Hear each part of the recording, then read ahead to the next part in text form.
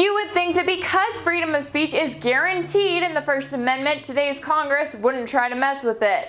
Yet they are considering at least 2 bills right now that would do just that. So in this video, we're going to take a look at all of the ways our Congress is working to limit your freedom of speech. Let's start with the Intelligence Authorization Act for fiscal year 2017. It includes a special section highlighting the U.S. government's favorite kind of propaganda, Russian propaganda. Quote, the bill establishes an executive branch interagency committee to counter active measures by the Russian Federation to exert covert influence over peoples and governments. What we do know is that the Russians hack our systems. The text of the bill goes on to say that active measures by Russia to exert covert influence can cover everything from establishment or funding of a front group, covert broadcasting, and media manipulation. Now you might be thinking, wait a minute, hasn't the mainstream media been working overtime to push the idea that Russian propaganda infiltrated our country and influenced our election results? In fact, it was just recently that the Washington Post published a hit piece claiming that according to experts, over 200 websites acted as, quote,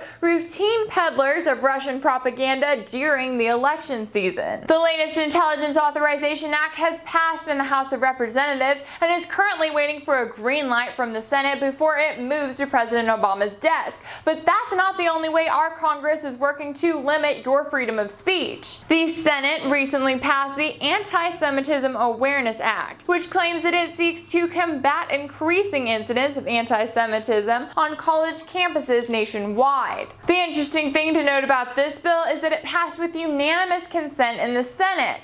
It was also reportedly created as a response to the wave of alleged anti-Semitic acts that were carried out in the days following the election, despite the fact that Donald Trump has shown the utmost support for Israel. I love Israel and honor and respect the Jewish faith and tradition. The first point from the bill is valid. It defines anti-Semitism as, quote, calling for, aiding, or justifying the killing or harming of Jews. The bill then goes downhill from there, claiming that anti-Semitism is also defined by accusing the Jews as a people or Israel as a state of inventing or exaggerating the Holocaust, demonizing Israel by blaming it for all interreligious or political tensions, judging Israel by a double standard that one would not apply to any other democratic nation. As a college student, here's where I take issue with this bill. It's essentially saying that if I am to say anything critical about the Israeli government, I'm automatically against all Jews?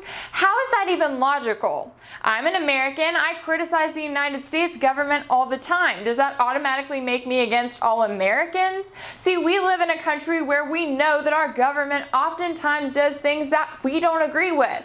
We are able to realize that the United States government does not always operate under the will of its people. And if we're able to use that logic and to judge those separately, why then can we not apply that logic to Israel? It's one thing when Donald Trump tweets that he wants to limit free speech by going after anyone who burns the American flag, and yes, you will see plenty of media coverage of that. But it's another thing when our Congress is actively working to limit our freedom of speech, and yet you see no media coverage whatsoever. So it's time now for us to start talking about it and for us to start raising awareness about the bills that are in Congress right now that could soon become laws here in the United States. If you want to see more videos like this one, subscribe to our YouTube channel. You can also follow me on Facebook and Twitter. If you want to fact check anything that was mentioned in this video, all of the links will be listed in the description box below. And as always, if anything in this video resonated with you, be sure to share it on social media.